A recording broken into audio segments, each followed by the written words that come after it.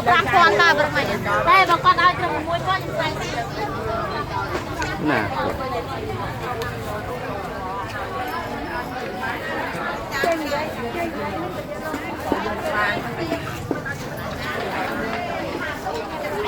cái này khăn lỏng